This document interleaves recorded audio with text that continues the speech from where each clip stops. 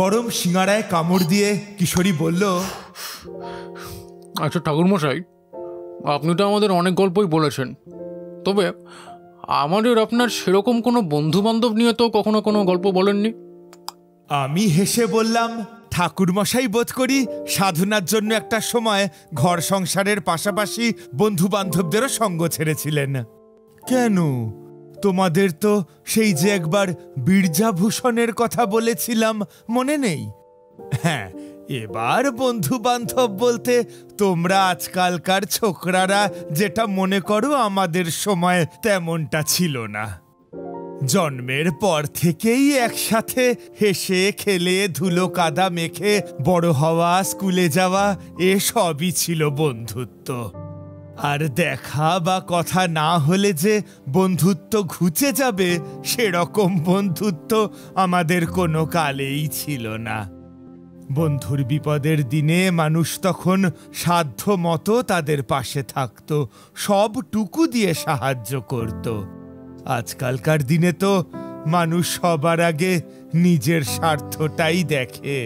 হ্যাঁ, মানে আমি সেটাই বলছিলাম যে আপনি কখনো কোনো আপনার বাল্যবন্ধুর বিপদের দিনে সাহায্য করেননি। বিপদ মানে অলৌকিক বিপদ আর কি। তারানাথ দুই ভুরুর মাঝে আঙুল ঠেকিয়ে খানিকক্ষণ কি যেন ভাবলেন, তারপর একটা সিগারেট ধরিয়ে ধোঁয়া ছেড়ে বললেন, হ্যাঁ তা করেছি বটে। যখনই চেনা পরিচিত কারুর ডাক পেয়েছি, সম্ভব হলে তার বিপদের দিনে ছুটে গেছি। হ্যাঁ, তবে বন্ধু বলতে একবারের কথা খুব মনে পড়ে। বিপদটা ছিল শিবরামের। ও, তা শিবরাম বুঝি আপনার সেই বন্ধু? তা বেশ, আজ না হয় সেই গল্পটাই হোক। তোমরা আবার সেই ভুল করছো। ও সব গল্প নয় হে, তারানাথ তান্ত্রিকের জীবনের বাস্তব অভিজ্ঞতা। আচ্ছা বেশ, তোমরা বলছো যখন ঘটনাটা বলি তোমাদের। শিবরামের সাথে আমার ছোটবেলায় স্কুলেই পরিচয়। ও আমার গাঁয়ের ছেলে নয়, ও আসতো অনেকটা দূর থেকেই। ওর গাঁয়েও আমি আগে কখনো সেইভাবে যাইনি। যে সময়ের কথা বলছি তখন আমি যৌবনে পা রেখেছি সবে সবে। তবে মন আমার তখনও সাধনার দিকেই ঢোলে। মাঝে মাঝে ইচ্ছে হলে বাড়ি ফিরি, তবে বেশি দিন থাকতে মন চায় না, তাই আবার ঘর ছেড়ে বেরিয়ে পড়ি। একদিন এমনই ঘর ছেড়ে বেরিয়ে হাঁটতে হাঁটতে পৌঁছলাম একটা গ্রামে। তখন বেশ সন্ধ্যা হয়ে এসেছে। সেদিনটা কোথাও কাটানো যায় কিনা ভাবছি, এমন সময় হঠাৎ এদিক ওদিক তাকাতে গিয়ে চোখ পড়ল গ্রামের এক প্রান্তে একটা পুকুরের দিকে। খুব একটা বড় পুকুর না, তবে পুকুরের একদিকটা বেশ বন জঙ্গল হয়েছে। বড় বড় দুটো তাল গাছ বেঁকে পুকুরের ওপর বেশ খানিকটা ঝুলে পড়েছে। ওদিকে চোখ যাওয়ার কারণ অবশ্য পুকুর না, পুকুরের পাড়ে বসে থাকা একজন। দূর থেকে অন্ধকারে অতটা না বুঝলেও এটা বুঝলাম সেটা একটা ছেলে, একা আমার দিকে পিছন ফিরে বসে রয়েছে পুকুর পাড়ে। গ্রামের দিকে এসব দৃশ্য খুব সাধারণ, তবে আমার কেন জানি না মনে হলো এই গোটা ব্যাপারটার মধ্যে কি যেন একটা অস্বাভাবিকতা রয়েছে। ছেলেটা কিরকম যেন শান্ত পাথরের মূর্তির মতন বসে রয়েছে, মাছ টাছ ধরছে মনে হয়। একবার গিয়ে দেখা যাক, এই ভেবে আমি ছেলেটার কাছে গেলাম। ছেলেটা তখনও আমার দিকে পিছন ফিরে চুপচাপ বসে রয়েছে। কিরকম একটা কটু গন্ধ অনেকক্ষণ আগে থেকেই আমার নাকে আসছে। আমি বললাম, ওহে খোকা, শুনছো? তুমি কি এখানেই থাকো। ছেলেটা আমার কথা শুনতে পেল বলে মনে হলো না। কোনো প্রত্যুত্তর তো এলোই না, বরং সে সেভাবেই নির্বিকার হয়ে বসে রইল। লক্ষ্য করলাম ছেলেটার হাতে ধরা একটা ছিপ, সেটা সে পুকুরে ফেলে বসে রয়েছে। আমি আবার ডাকলাম, একই পরিণাম। এবার ভারী আশ্চর্য হলাম। একটু বিরক্ত হয়েই ছেলেটার কাঁধে হাত রাখতেই আমি চমকে উঠে সরে এলাম। বরফের মতো ঠান্ডা তার গা। ছেলেটি এবার আস্তে আস্তে উঠে দাঁড়ালো, তারপর আমার দিকে ঘুরে তাকালো। তার চোখ দুটো টকটকে লাল, খসখসে চাপা খোনা গলায় সে বলল, কি চাই এখানে? হ্যাঁ, কি চাই? প্রথমটা একটু ভ্যাবাচাকা খেয়ে গেলেও আমি পরে বুঝলাম আসল ব্যাপারটা। ছেলেটা হয়তো একা একাই ভর সন্ধ্যায় এখানে মাছ ধরতে এসেছিল, আর তাতেই এই বিপত্তি। ওকে মেছো ভূতে ধরেছে। যাই হোক, আমার কাছে এসব তেমন কিছু সমস্যার নয়। উপায় আমার জানা আছে। কাঁধের পোটলা থেকে এক মুঠো সরিষা বের করে বিড়বিড় করে একটা মন্ত্র পড়লাম। সাদা সাদা কালো কালো হলদে সরিষা, চল চল চল চল রে চল এই সা। সরিষা তোর মহাশক্তিতে জগৎ টলে, ইন্দ্রাদি দেবে সেবে আসন না টলে। টলে টলে টলে বা মহেশ্বর টলে, ভূত প্রেত যত সব মরে চলে চলে। এই বলে সরিষা গুঁড়ো ছেলেটির সর্বাঙ্গে ছড়িয়ে দিলাম। সঙ্গে সঙ্গে কাজ হলো। বিকট চিৎকার করতে করতে একটা কালচে ধোঁয়া ছেলেটার শরীর ছেড়ে বেরিয়ে চলে গেল। সে অজ্ঞান হয়ে লুটিয়ে পড়ল মাটিতে। মুখ চোখে জল দিয়ে তার জ্ঞান ফেরালাম। ছেলেটা ধীরে ধীরে উঠে বসলে তাকে শুধলাম, এখন ঠিক আছো? তুমি একা একা এখানে কি করছো? আমি এখানে বসে মাছ ধরছিলাম। সন্ধে হয়ে গেছিল, ভাবছিলাম বাড়ি যাব। হঠাৎ শরীরটা কীরকম যেন করতে লাগলো। মাটি থেকে উঠতে গিয়েও পারলাম না। তারপর আর কিছু মনে নেই। এমন সময় দেখি দূর থেকে দুজন এদিকে এগিয়ে আসছে। একজনের হাতে একটা হ্যারিকেন। কাছে আসতে দেখলাম তাদের, একজন মধ্যবয়স্ক আর একজন আমারই বয়সী। কথাবার্তায় বুঝলাম লোকটি ছেলেটির বাবা। সন্ধ্যা হয়ে যেতেও ছেলে বাড়ি আসছে না দেখে খুঁজতে এসেছে। আমি তাদের সব কথা খুলে বললাম। তারা দুজন আমার হাত চেপে ধরে আমাকে ধন্যবাদ জানালো। যুবকটিকে আমার অনেকক্ষণ ধরেই কিরকম যেন চেনা চেনা লাগছিল। সে নিজেই বলল, আপনাকে আগে কোথাও দেখেছি। কি নাম আপনার? আমি তারানাথ, তারানাথ চক্রবর্তী। আরে তারানাথ, তুই? তাই বলি, কেন চেনা চেনা লাগছে। আমাকে চিনতে পারলি না? আমি শিবু রে, শিবরাম। সেই স্কুলে পড়তাম, অনেক ছোট তখন। পুরনো বন্ধুকে ফিরে পেয়ে ভারী আনন্দ হলো। পরস্পরকে আলিঙ্গন করলাম। এটা ওটা কথায় জানলাম এরা আসলে শিবরামের দাদা আর ভাইপো। বেশ, তাই সেই যখন পড়েছিস, চল আমাদের বাড়ি, চল চল। আজ তোকে ছাড়ছি না। এত বড় উপকার করলি আমাদের। প্রস্তাবটা সত্যি বলতে আমারও মন্দ লাগেনি। এমনিতেও একটা আশ্রয়ের সন্ধানে ছিলাম। আজ রাতটা যদি বাল্যবন্ধুর সাথে থেকে ছোটবেলার সুখকর স্মৃতিচারণ করে কাটানো যায় তো মন্দ কি। আমরা সকলে গ্রামের ভিতর চললাম। শিবরাম আর তার দাদার বাড়ি পাশাপাশি। দাদা ভাইপোকে বাড়িতে পৌঁছে দিয়ে শিবরাম আমাকে নিয়ে তার বাড়িতে ঢুকলো। শিবরামের বাড়িতে থাকে তার মা আর সে। তার মায়ের বয়স 70 তো হবেই। পরিচয় হওয়ার পর তিনি বললেন, যা বাবা, বন্ধুকে নিয়ে ঘরে যা।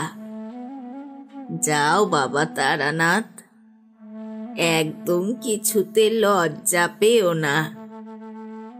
এই বাড়ি শিবুর মতো তোমারও বাড়ি, যাও। শিবরাম আমাকে একটা ঘরে নিয়ে গিয়ে বসালো। জামা কাপড় বদলিয়ে দুধ কলা আর মুড়ি সহযোগে একটু আহার সেরে দুই বন্ধু মিলে গল্প জুড়লাম। ছোটবেলার এটা ওটা সেটা নানা রকম গল্প হতে লাগলো। এমন সময় ঘরের দেওয়ালে অদ্ভুত কিছু সিঁদুরে আঁকা ছবি আর চিরপরিচিত উল্টানো দুটো ত্রিভুজের ছবি দেখে আমি অবাক হলাম। এ ছবির অর্থ তো নিতান্ত সাধারণ নয়। সে কথা শিবরামকে জিজ্ঞেস করতেই দেখলাম ওর চোখ মুখ কিরম যেন শুকিয়ে গেল। একটু চুপ করে থেকে সে বলল, ওগুলো আসলে আমার ঠাকুরদা রামরাম শেষ জীবনটা তন্ত্র সাধনা টাধনা করেছিলেন আর কি। ওই জন্যই তিনি এসব, ওই যাগে তুই ওসব বাদ দে না, বন্ধুর বাড়িতে এসেছিস, একটু আয়েশ কর। নিজেও তো এসব করি, তাই আর কি বুঝতেই পারছিস, চোরের মন বোচকার দিকেই থাকে। তা তোর ঠাকুরদা কি আমার মতোই ঘর ছেড়েছিলেন? তা ছেড়েছিলেন বই কি, তখন অবশ্য আমি ছোট। পরে তিনি অবশ্য আবার বাড়ি ফিরে আসেন, শেষ জীবনটা বাড়িতেই কাটিয়েছিলেন। শিবরামের সাথে এ নিয়ে আর বিশেষ কথা বললাম না। তবে দেওয়ালে আঁকা ছবিগুলো দেখে কিছুটা বোঝা যায় ওর ঠাকুরদা কিসের সাধনা করেছিলেন। রাতে খাওয়া দাওয়া সেরে নিজের ঘরে শুয়ে আছি। আমার ঘরেই দেওয়ালে ওই সব ছবি আঁকা। ঠাকুরদা বোধ করি এই ঘরেই থাকতেন। ঘরে বইপত্র কিছু থাকলে না হয় পড়ে টড়ে দেখা যেত। এসব ভাবতে ভাবতে ঘুমিয়ে পড়েছি। রাত তখন কত গভীর খেয়াল নেই। হঠাৎ একটা খসখস শব্দে ঘুমটা ভেঙে গেল। ঘরের ভেতর একটা হ্যারিকেন মৃদু হয়ে জ্বলছিল। তার আলোয় দেখলাম একটা ভয়ানক ব্যাপার। পশ্চিম দিকের খোলা জানলার ভিতর দিয়ে বড় কি একটা জিনিস ভেতরে ঢুকে দেওয়াল বেয়ে টিকটিকির মতো নিচে মেঝেতে নেমেছে। চোখ রোগড়ে ভালো করে দেখি এক মহিলা। সে তার কি বিভৎস রূপ!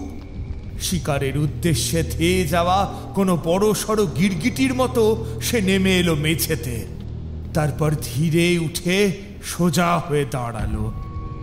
আমার দিকে চোখ পড়তেই তার চোখে যেন দপ করে আগুন জ্বলে উঠল। পৈশাচিক কণ্ঠে সে বলল, কে তুই? তুই এখানে কি করছিস? চলে যা এখান থেকে। এই ঘর শুধু আমার, আমার, আমার। তার আগে বলো তুমি কে, কেন এসেছো এখানে? আরে মূর্খ, তোর এত বড় সাহস, তুই আমার মুখের উপর কথা বলিস? বেশ, দেখবো কত বড় তোর ক্ষমতা।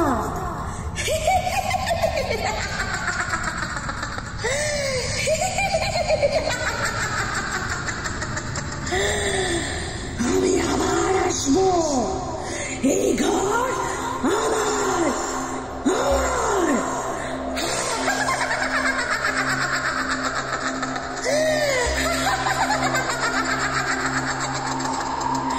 এই বলে সেই পৈশাচিক নারী মূর্তি একটা কালো ধোঁয়ার বেশে কোথাও মিলিয়ে গেল। বিছানায় শুলাম, তবে বাকি রাতটা না ঘুমিয়েই কাটল। পরদিন খুব সকালে উঠে দেখি শিবরাম পরনে একটা লাল কাপড় আর সাদা থান গায়ে ঘরে ঢুকছে। হাতে একটা থালা আর তার উপর লাল কাপড় ঢাকা। আমাকে দেখেই সে কিরকম যেন ভূত দেখার মতো চমকে উঠে দুপা পেছিয়ে গেল। কিরে, এত ভোরবেলা তুই এইসব ডালা সাজিয়ে নিয়ে কোথায় গেছিলিস? আরে ও সেরকম কিছু না, ছাড়। তুই এত সকালে উঠে পড়েছিস, রাত্রিরে ঘুম টুম ঠিকঠাক হয়েছে তো রে?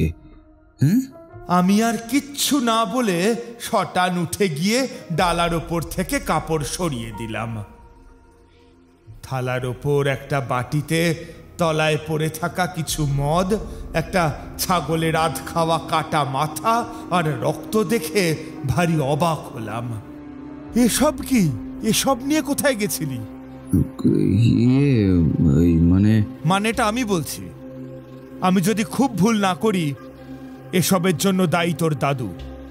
উনি যে ডাকিনীর সাধনা করেছিলেন তা আমি কিছুটা আন্দাজ করতেই পেরেছিলাম, কিন্তু তুইও কি?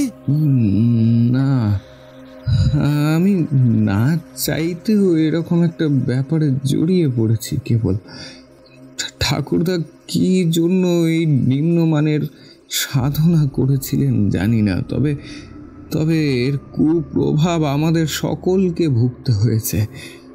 ওই ডাকিনীকে ঠাকুরদা নিজেই আহ্বান করেছিলেন, আর তারপর তার থেকে মৃত্যুর শেষ দিন অবধি মুক্তি পাননি। ওই ডাকিনীর রোষে পড়ে মৃত্যু হয়েছে আমার ঠাকুরদার। আমাদের পরিবারেরও অনেক ক্ষতি হয়েছে। শুধু সেই ডাকিনীকে তুষ্ট রাখতেই তার জন্য এই বিশেষ ভোগ আমাকে প্রত্যহ ডাকিনীকে নিবেদন করতে হয়। একদিনের জন্যেও এর অন্যথা হলে আমাদের সর্বনাশ হয়ে যাবে। এর থেকে কিভাবে মুক্তি পাবো আমি জানি না রে, আমি কিচ্ছু জানি না। তুই একটিবার তো আমাকে বলতে পারতিস। তবে তোর কোনো চিন্তা নেই, আমি যখন এসেছি এর একটা বিহিত করেই ছাড়ব। ওই ডাকিনীকে আমিও দেখেছি। কি বলিস? ওই পিশাচিকে তুই দেখেছিস? শিবরাম বেচারা মাথা নিচু করে চুপ করে রইল, তারপর বলল, আমারই ভুল হয়েছে। রাতে তোকে এই ঘরে শুতে দেওয়াটা আমার সত্যি ভুল হয়েছে। এই ঘর ছিল আমার ঠাকুরদার ঘর। আজ যদি এসবের কারণে তোর কোনো ক্ষতি হয়। শিবরাম, তুই আমার বাল্য বন্ধু। আমার সামর্থ্য যখন আছে, তোকে এভাবে এই বিপদের মধ্যে ফেলে রেখে আমি যেতে পারি না। আমি যখন এসেছি এর একটা বিহিত করেই যাব। অনেক ভেবে একটা উপায় বের করলাম। নিজের পোটলা থেকে একটা মন্ত্রপুত রুদ্রাক্ষের মালা বের করে সেটা শিবরামের গলায় পরিয়ে দিয়ে বললাম, আজ রাতে তুই ওই ডাকিনীকে ভোগ দিবি। তবে এসব নয়, এসবের বদলে এক মুঠো পোড়া ছাই দিবি। আমি তোর সাথে যাব, আড়ালে লুকিয়ে থাকবো। কোনো ভয় নেই তোর। আমি থাকতে ওই ডাকিনী তোর কোনো ক্ষতি করতে পারবে না। কথা মতো কাজ হলো। একদম শেষ রাতে শিবরাম লাল কাপড় আর থান পরে ডাকিনীর ভোগ নিয়ে চলল বাড়ির পিছন দিকে। আমি চললাম তার পিছু পিছু একটু তফাতে। একটা ঝোপের আড়ালে ফাঁকা মতো জায়গায় এসে দাঁড়ালো শিবরাম, আর থালাটা রাখলো একটা পাথরের উপর। আমি লুকোলাম একটা তেঁতুল গাছের পিছনে। শিবরাম কিছুটা পিছিয়ে এসে জোরে জোরে বলল, ডাকিনী, তোমার ভোগ আমি এনেছি, অনুগ্রহ করে এটা গ্রহণ করো। ডাকিনী, ডাকিনী। সাথে সাথে বাতাসে একটা কটু গন্ধ, আর সেই সাথে কালো ধোঁয়ায় ভর করে সামনে এসে উপস্থিত হলো সেই পৈশাচিক নারী মূর্তি ডাকিনী। আর কাঁপানো গলায় সে খিলখিল করে হেসে উঠল।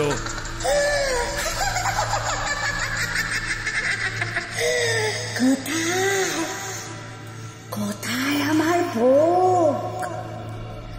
আমার খুব খিদে পেয়েছে, খুব। ডাকিনী থালার ওপর থেকে কাপড়টা সরাতেই একটা বিরক্তিসূচক চিৎকার করে পিছনে সরে এলো।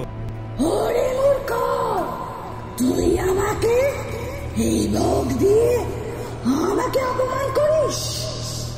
এত স্পর্ধা তোর? তোকে আমি শেষ করে দেব, শেষ করে দেব। ডাকিনী তার ধারালো নখযুক্ত হাতে চেপে ধরতে গেল শিবরামের গলা, কিন্তু সেখানে বাঁধা রয়েছে মন্ত্রপুত রুদ্রাক্ষের মালা। সাথে সাথে উজ্জ্বল হয়ে তা জ্বলে উঠতেই ডাকিনী চিৎকার করে পিছিয়ে এলো। তার চোখ দিয়ে এখন রাগে ক্ষোভে আগুন জ্বলছে। এরপর আমি আড়াল থেকে বাইরে বেরিয়ে এলাম। তোমার খেলা শেষ ডাকিনী, তুমি এবার চলে যাও এখান থেকে। ও ঠাকুরদা সাধনা করে আমাকে ডেকে এনেছে, এত সহজে আমি যাব না। তোরা আমাকে অপমান করেছিস, তোদের সবাইকে শেষ করব, শেষ করব। ডাকিনী এরপর মন্ত্র বলে পাশে থাকা বড় পাথরটা তুলে ধরে ছুঁড়ে মারলো আমাদের দিকে। শিবরামকে একদিকে ঠেলে ফেলে আমি অন্যদিকে পড়ে নিজেকে বাঁচালাম। তারপর বললাম, শিবরাম, তোর গলায় বাঁধা মালাটা আমার হাতে দে, তাড়াতাড়ি। শিবরাম গলা থেকে সেটা খুলে আমার হাতে ছুঁড়ে দিতেই সেটা চেপে ধরে আমি বিড় বিড় করে একটা মন্ত্র পড়লাম। তারপর সেটা ছুঁড়ে দিলাম ডাকিনীকে লক্ষ্য করে। ডাকিনীর গায়ে তা লাগতেই দাউ দাউ করে আগুন জ্বলে উঠল। কান ফাটানো একটা আর্তনাদ করে উঠল ডাকিনী। জ্বলতে থাকা লেলিহান শিখায় শেষ হলো অশুভ শক্তিরূপী সেই পিশাচী। তারানাথের গল্প শেষ হলো। তিনি সিগারেটটা ছাইদানিতে গুজে দিলেন। আমি বললাম, সব না হয় বুঝলাম, কিন্তু শিবরামের ঠাকুরদা তো নিজেই একজন তন্ত্র সাধক ছিলেন, উনি সব জেনেও এ কাজ করলেন কেন? মানুষ ক্ষমতার জন্য অনেক কিছুই করে, বুঝলে? ক্ষমতার জন্যই তারা এমন নিম্নমানের সাধনায় লিপ্ত হয়। শুরুতে সব থেকে অনেক লাভ হলেও পরে পরে তার কুপ্রভাব পড়তে থাকে জীবনে। এমনকি মৃত্যুর পরেও মানুষকে এই পাপের ভার বইতে হয়। তাই জীবনে যাই কাজ করো, কখনো অসৎ উদ্দেশ্যে তা করতে নেই, বুঝলে অফিসের বাবুরা? তারানাথের কাছে আড্ডা শেষ করে আমরা ফেরার পথ ধরলাম। প্রতিটা গল্পের শেষে তারানাথের এমন জীবন দর্শনের উপর জ্ঞান সত্যিই আমাদের জীবনে একটা উপরি পাওনা বলাই যায়।